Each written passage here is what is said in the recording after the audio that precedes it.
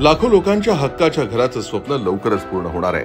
आशियातील सर्वात मोठी झोपडपट्टी ही ओळख पुसून धारावीवासियांना हक्काची, कायदेशीर आणि पक्की घरं मिळणार आहेत। कारण नुकत्याच झालेल्या उच्चस्तरीय आढावा बैठकीत शिवसेना महायुती सरकारनं धारावी पुनर्विकास प्रकल्पाच्या मास्टर प्लॅनला मंजुरी दिली आहे। धारावी हे देशातील वैशिष्ट्यपूर्ण उद्योग समूहांचं विस्तीर्ण क्षेत्र आणि महत्त्वाचं आर्थिक केंद्र आहे।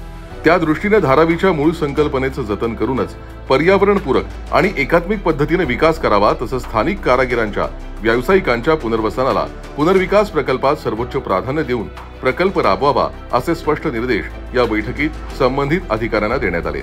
धारावीचं एकूण क्षेत्रफळ 253 हेक्टर असून यापैकी 174 हेक्टर पुनर्विकासासाठी उपलब्ध असणार आहे।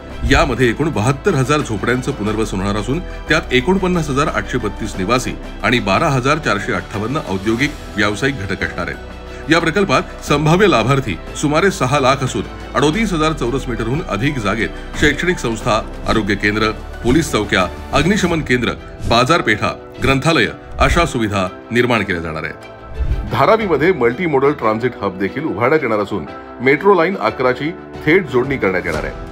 धारावीतील 108.99 हेक्टर जमिनीचा विकास यात करण्यात येणार असून प्रत्येक नागरी सुविधेपर्यंत धारावीवासियांना अवघ्या 10 ते 15 मिनिटात पोहोचता येणार आहे। तसंच धारावीत मंदिरं, दर्गा, मशिदी, चर्च अशा 296 धार्मिक स्थळांची नोंद असून त्यांच्या पुनर्वसनासाठी माजी मुख्य न्यायमूर्ती यांच्या अध्यक्षतेखाली समिती गठीत करण्यात आली आहे। त्यामुळे सर्व निर्णय धारावीकरांच्या सल्ल्यानुसार आणि कायद्यानुसारच घेतले जाणार आहेत। परिणामी आज धारावी पुनर्विकास प्रकल्पानं वेग धारण केलाय।